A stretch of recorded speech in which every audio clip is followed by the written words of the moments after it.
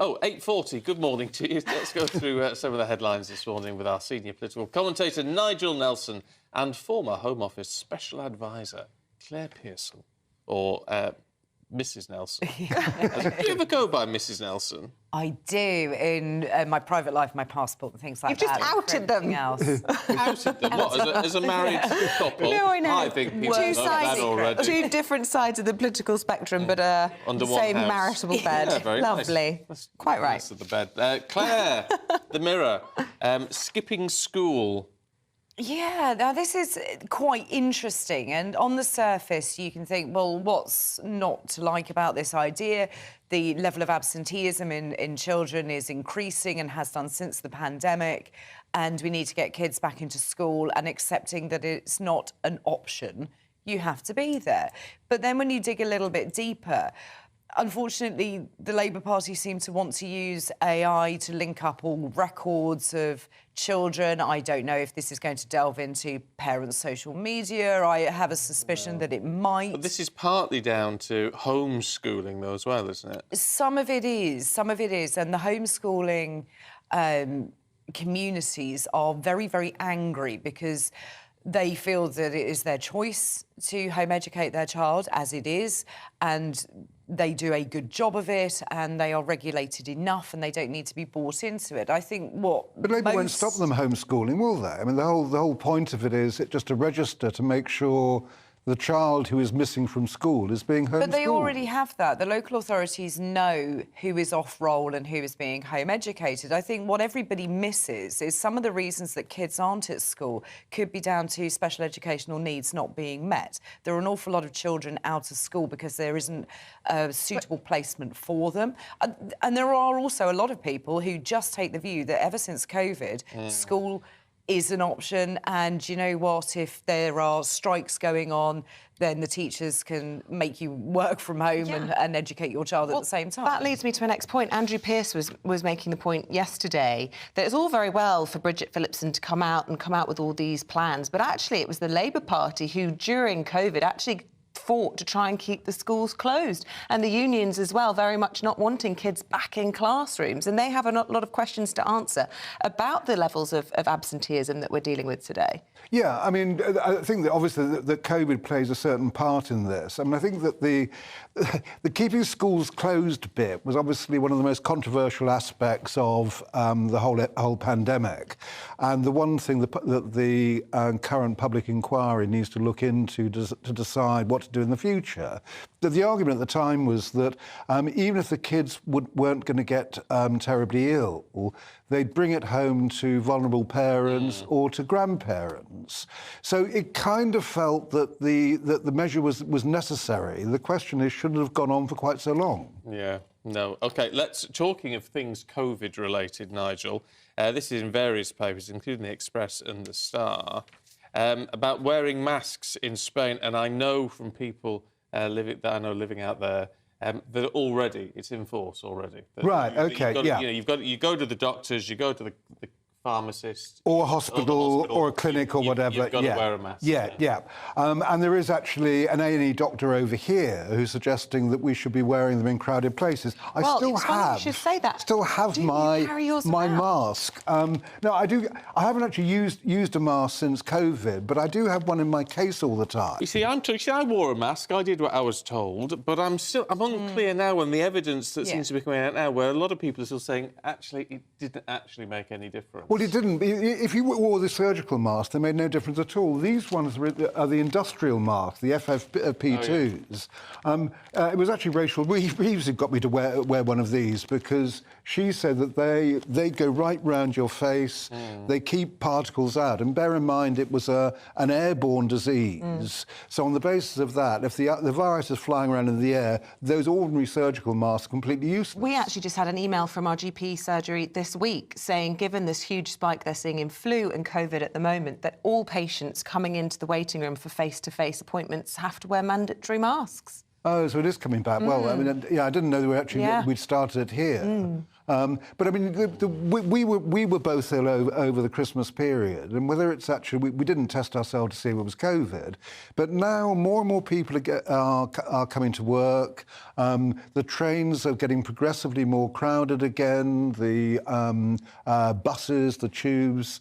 Suddenly, you're actually mixing with people an awful lot, and viruses are being spread around. But it almost feels like we're turning into China. We've seen them do this every winter, really. Yeah, that's Everyone right, in China sticks a mask on, and you actually see a lot of Chinese people doing that here in the UK You do, out of habit. But that's Are we going to do pollution. that But every? they Oh, do that's that as well, pollution. isn't it? They rev Yeah. all the time over there. But you know, maybe that's the way we're going. Yeah, I don't know. I can't- hope not. I hope not. And I think that the evidence really isn't there to say that it makes a massive difference. Now, I did wear a mask when we were told to, and I obeyed those rules. But I sort of look at it now and I think, is this going to make a massive difference to all of the coughs, colds, sniffles, flus that are around naturally? And we dealt with it all prior to COVID.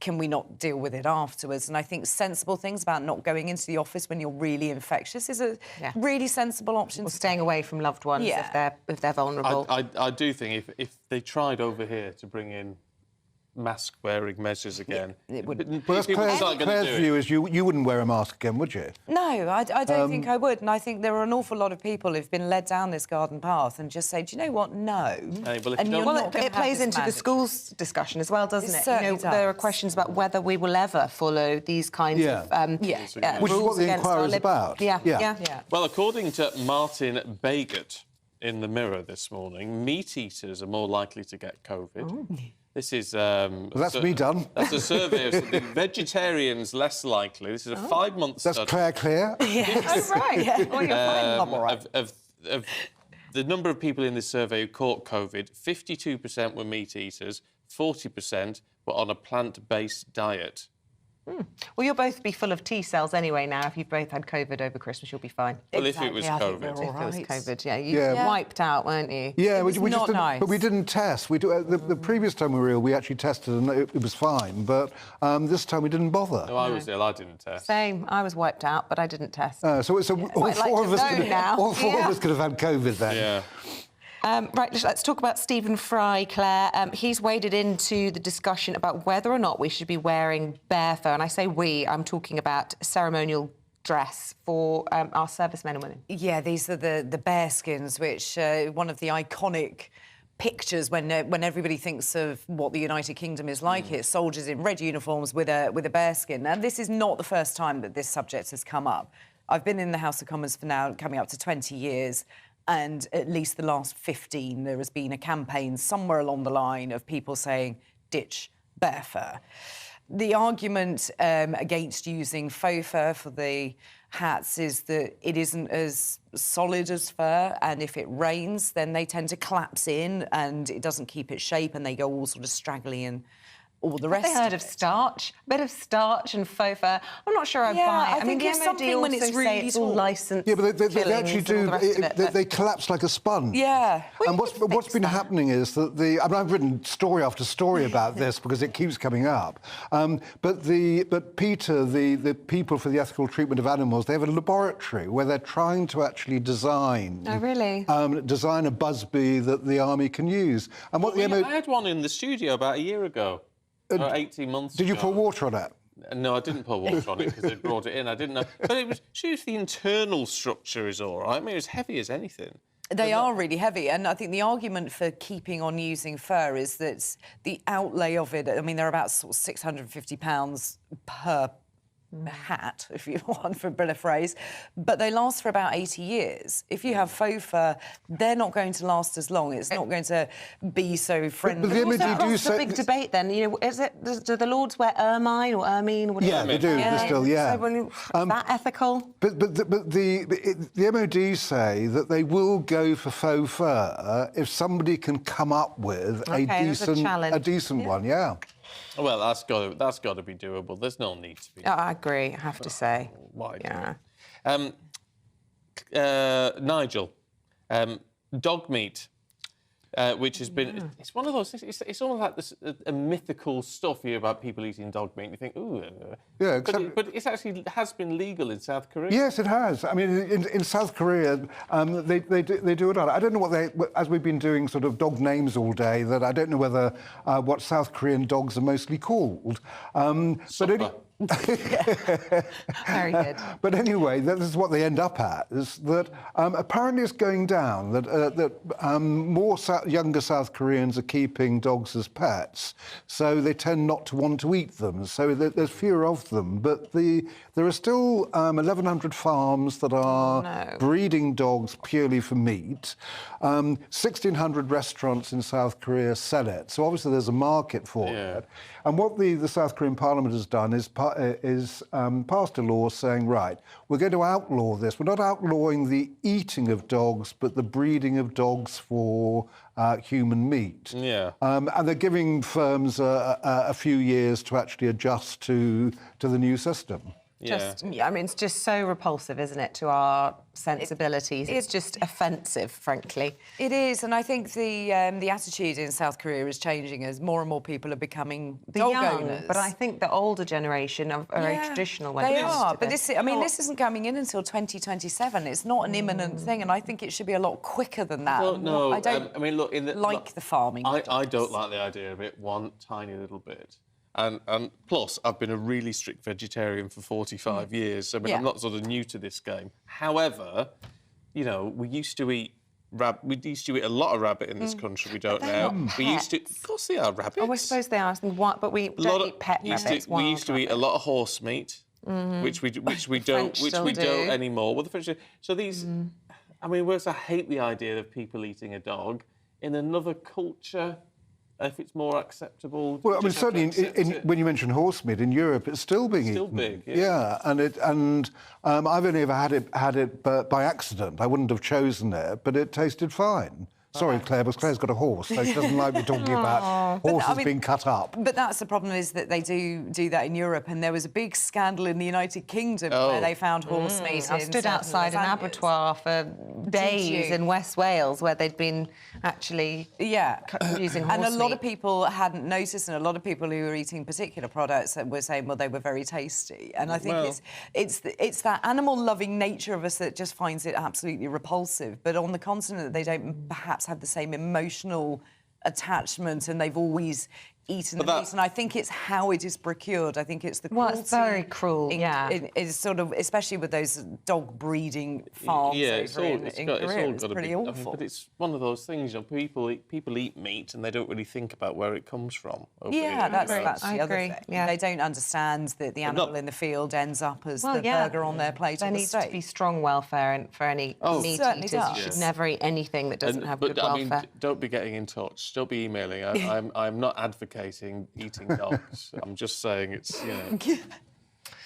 maybe there is a different moral compass with different countries. Well, good news anyway, at least, that it is beginning to change. Yeah, I'm going to say goodbye to you both, Nigel and Claire. Thank you for going through. But we are going to stick with the doggy theme.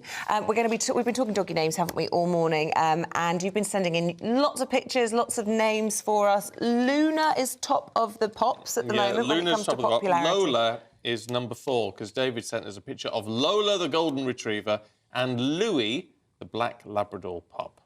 Debbie has sent in her picture, a lovely one of Reuben. Oh, look, dressed as that Union Jack jacket. Very fitting for GB News viewer. Thank you very much. Yeah, Reuben's not there. So we've got Luna, Teddy, Milo, Lola, Coco, Daisy, Poppy, Buddy, Bailey and Willow. See, I like all of those names. They're all nice, but you know, it's nice to have something a little bit different. Like Rex. Like Rex. Well, I see Rex is more traditional now. It's gone out of fashion.